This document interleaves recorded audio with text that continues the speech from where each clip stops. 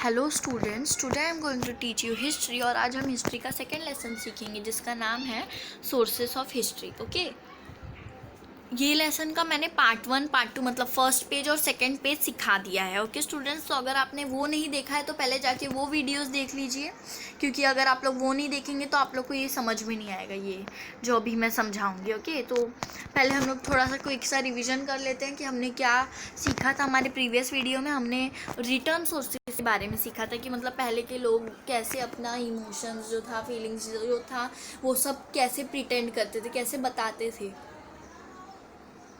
तो वो लोग किसी भी पत्थरों पे और पॉटशर्ट्स पे उस पर पेंटिंग करते थे या फिर लिख के हमें एक्सप्रेस करते थे, हमें बताते थे। और कहीं ना कहीं उसकी वजह से मतलब हमें कई इन्फॉर्मेशन मिली है पहले के ज़माने के बारे में ऐसा। ओके, और हमने देखा था कि थोड़े से इंसान जब डेवलप हो गए, पहले धीरे धीरे डेवलप हुए थे। वो लोग ट्रीज़ पे भी लिखते थे, मतलब ट्रीज़ का पेपर राइटिंग शीट बनाते थे, उस पर भी लिखते थे। पहले इतनी टेक्नोलॉजी नहीं थी, बट तो भी वो लोग इतना अपना दिमाग चलाते थे। ओके, तो और हमने भुर्ज पत्र देखा था, मतलब उसका मतलब होता है राइटिंग शीट्स। ये बिर्च ट्री मतलब एक है, उससे ही बनता है ये। इसको भुर्जा संस्कृत नेम है। ओके, और ये बिर्च ट्री ज़्यादातर कश्मीर में पाया जाता है।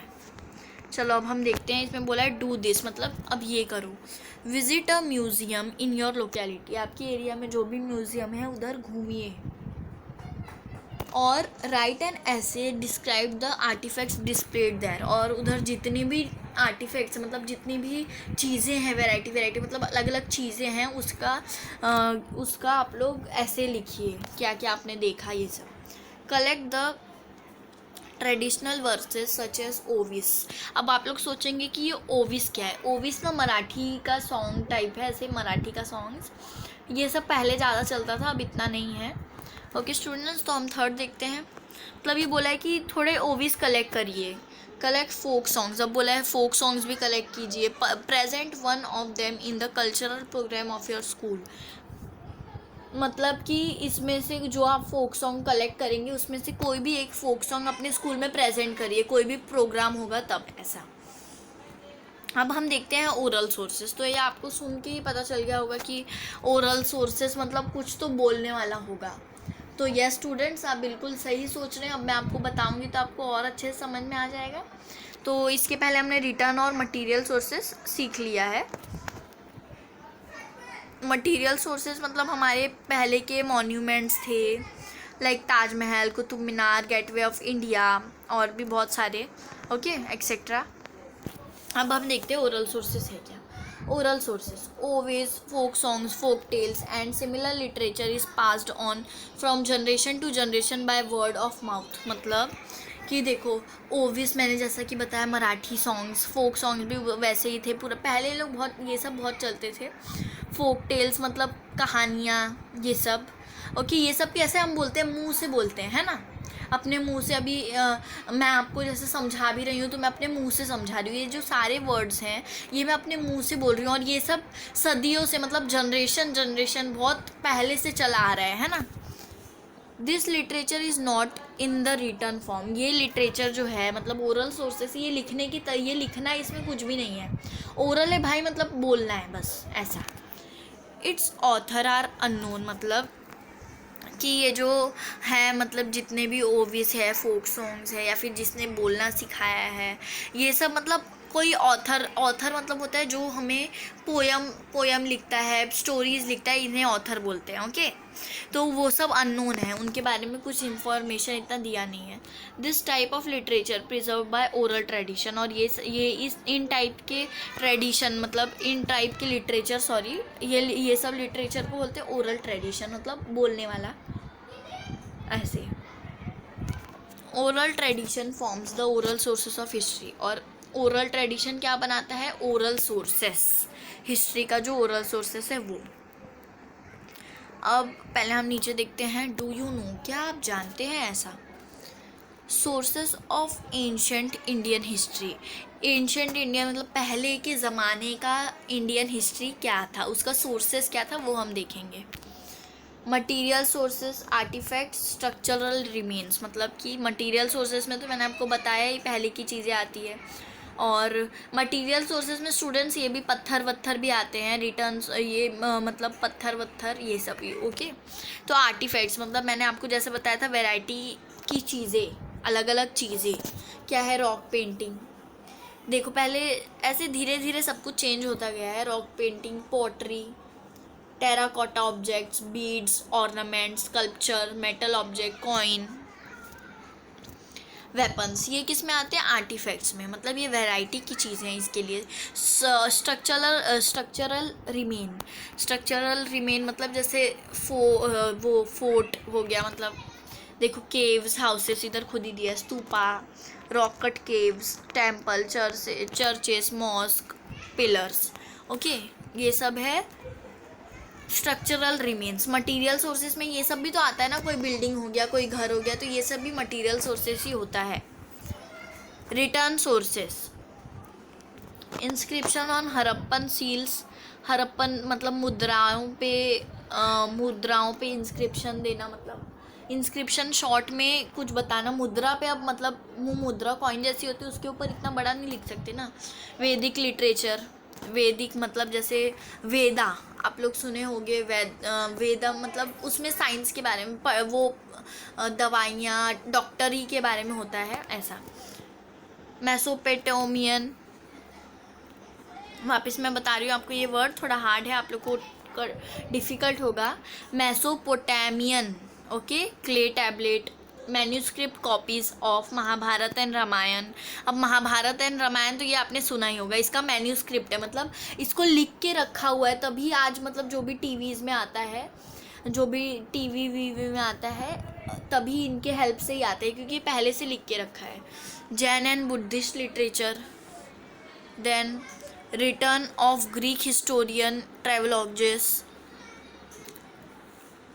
travelogues by Chinese travelers,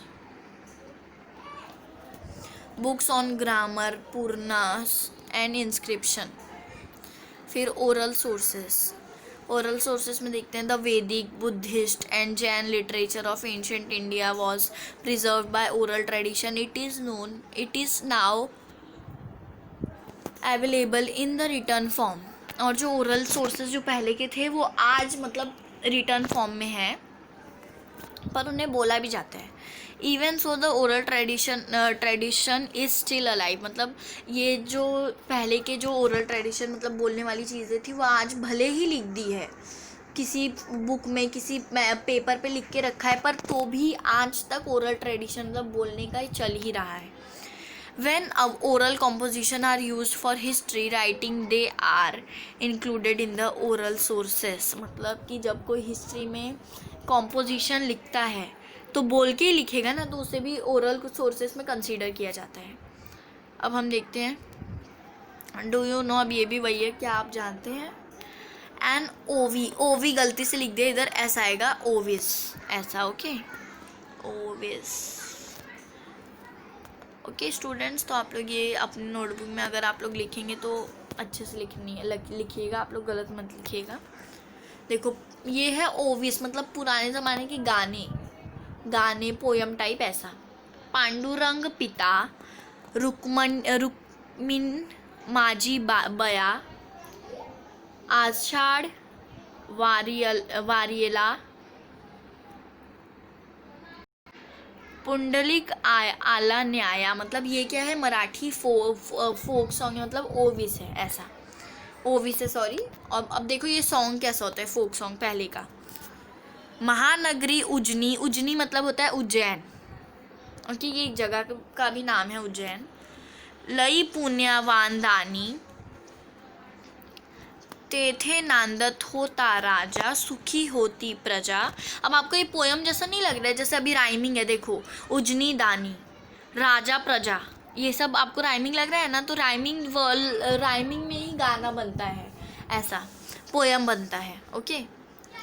तिन्ही लोकी गाजा वाजा, असा उजनीचा इकराम राजा। इकराम राजा मतलब विक्रमादित्य, मतलब ये एक राजा का नाम है, वो है, ओके। तो हम आगे का देखते हैं स्टूडेंट्स, वो मराठी का था, हमें मतलब बस समझाया था कि ओविस क्या होता है, फोक सॉन्ग क्या होता है, ये सब। अब देखो 2.4 क्या, sources of ancient Indian history, पहले के सोर्सेस क्या थे।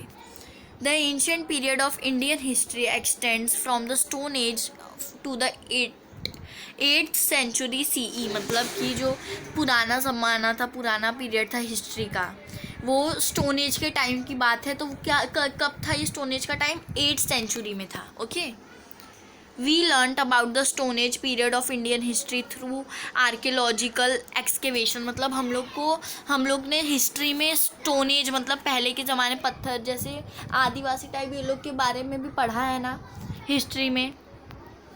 Since script had not developed at that time, no written sources are available. और उस समय किसी को मतलब लिखने पढ़ने का इतना ज्ञान नहीं था, तो इसके लिए जो भी पहले का है ना वो सब लिखा हुआ नहीं मिलेगा आपको कहीं, स्क्रिप्ट में लिखा हुआ जैसे वो आज तक अवेलेबल ही नहीं हुआ है। However, information about the ancient period from 1500 BCE onwards can be derived from वैदिक लिटरेचर। अब वैदिक लिटरेचर मैंने आपको पहले भी बताया है, वेदा टाइप, मतलब जैसे वेदा होता है स्टूडेंट्स, देखो वो डॉक्टरी टाइप ऐसा। पहले आयुर्वेदिक ऐसा, देखो पहले डॉक्टर्स नहीं होते थे तो पहले वैद्य ही होते थे, वो लोग आयुर्वेदिक दवाएं देते थे ऐसा। ओके, तो ये देखो क्या लिखा है, however information about the ancient period, मतलब पहले की इन्फॉर्मेशन 1500 BCE उस समय की इन्फॉर्मेशन, मतलब ये सब वैदिक लिटरेचर के थ्रू ही हमको इन्फॉर्मेशन थोड़ी थोड़ी मिली है। देखो अभी भी आयुर्वेदिक बहुत दवाएं हैं अभी भी प्रेजेंट हमारे लाइफ में, हमारे पेरेंट्स हमें देते हैं, उनके पेरेंट्स, हमारे दादा दादी, ये सब हमें वैदिक लिटरेचर मतलब आयुर्वेदिक चीज़ें देते हैं, है ना। In the beginning the Vedas were not in return form, Vedas अब ये सब ना रिटर्न फॉर्म में लिखा हुआ नहीं था। The ancient Indians had developed the techniques of memorising and reciting them. तो जो जो पहले के एंशियंट मतलब पहले के लोग थे इंडिया में, वो लोग थोड़े से डेवलप हो गए थे, सॉरी उन लोग ने थोड़ा टेक्निक डेवलप किया था। और किसका डेवलप किया था? मेमोराइजिंग एंड रिसाइटिंग द, मतलब वेदास को लिखने का वो लोग ने ऐसे ही कुछ डेवलप किया था technique. The Vedas were written down later on, Vedas बहुत दिनों बाद लिखना स्टार्ट हुआ। The Vedas are and the post Vedic literature from an important sources of ancient Indian history. It includes the Brahmanas, the Upanishads, the epics Ramayana and Mahabharata, the Jain and the Buddhist literature, play, poems, stone and pillar inscription, travelogues of foreign traveler, etc. We also learn about ancient Indian history through material sources like archaeological remains, ancient monument and coins found in excavation. मतलब students देखो इसमें बस बोला है कि पहले का जो पोस्ट वैदिक लिटरेचर, मतलब बहुत पहले का टाइम का बात हो रहा है जब हमें इंडिपेंडेंस भी नहीं मिला था तब का। ओके, तो ये सब जो वेदास है, वैदिक लिटरेचर, ये क्या हमारे हिस्ट्री का इम्पोर्टेंट सोर्स है। ओके स्टूडेंट्स, तो अब हम आगे का देखते हैं। मतलब ये सब में जो वेदा है ना, इसमें क्या क्या आता है देखो, Brahmanas, the Upanishads, epics, Ramayana and Mahabharata, ये सब भी, the Jain and Buddhist literature, ये सब आता है जो मैंने आपको पढ़ के सुनाया था वो सब। ओके, और हमने ये सब कैसे पढ़ा? हमने पुरानी हिस्ट्री से, किसके थ्रू? मटेरियल सोर्सेज के थ्रू, मतलब उस जो आर्कियोलॉजिस्ट हैं उनके थ्रू, वो लोग ने हमें बताया ये सब हुआ था ऐसा वैसा। तो ओके, जो पहले के मॉन्यूमेंट है, कॉइन है, मतलब सिक्के हैं, फाउंड इन एक्सकेवेशन, ये सब पहले के टाइम में मिले थे। Okay, precautions to be taken while writing history, क्या क्या प्रिकॉशन लगता है हिस्ट्री लिखते समय? It is necessary to take precaution while using these sources of write history, मतलब ये जो अभी सोर्सेज बताए ये सब लिखने के लिए मतलब प्रिकॉशन लेना पड़ता है। A written document can not be said to be authentic just because it is old.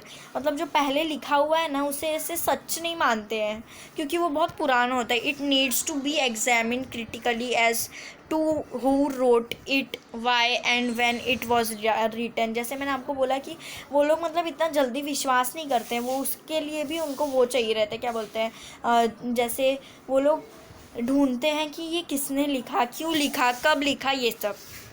The conclusion drawn on the basis of various genuine documents have to be cross-checked and corroborated with one another. Such a critical analysis is very important in writing of history. मतलब वही बोला है कि history के लिए ये सब लेना बहुत इम्पोर्टेंट है, प्रिकॉशंस लेना। जैसे कि अब अभी आपको कोई भी कुछ भी लिख के दे देगा, बोलेगा कि ये शिवाजी महाराज के टाइम का है, तो आप लोग मान लोगे? नहीं, आपको भी प्रूफ चाहिए रहेगा कि कैसे ये शिवाजी महाराज के टाइम का, इस पर किसी का साइन है, किसी ने कुछ मतलब अपना नाम लिखा है, ऐसे वैसे। मतलब पहले की तो थोड़ी सी राइटिंग भी अलग थी, पहले हिंदी संस्कृत ज़्यादा चलता था पहले।